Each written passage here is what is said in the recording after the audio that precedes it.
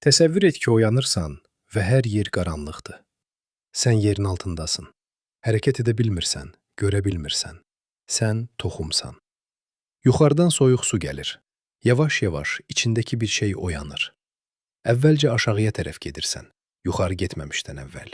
Çünki böyümək üçün köklərə ehtiyacın var. Çətindir, torpaq ağırdır, amma sən dayanmırsan. Sonra işıq. İlk dəfə. Və gözləməyin hər saniyəsinə dəydi. Böyümək sürətli deyil, böyümək asan deyil. Amma həmişə baş verir, əgər sən təslim olmursansa. Səbirli ol, sən hələ böyüyürsən.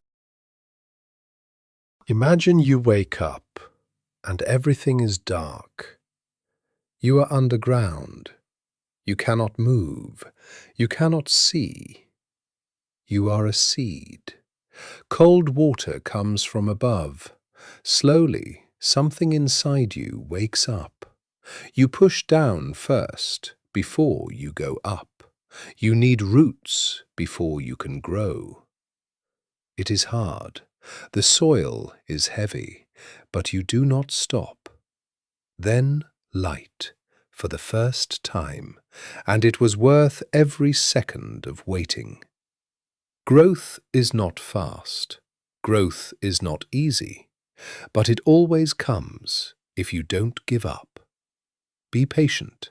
You are still growing.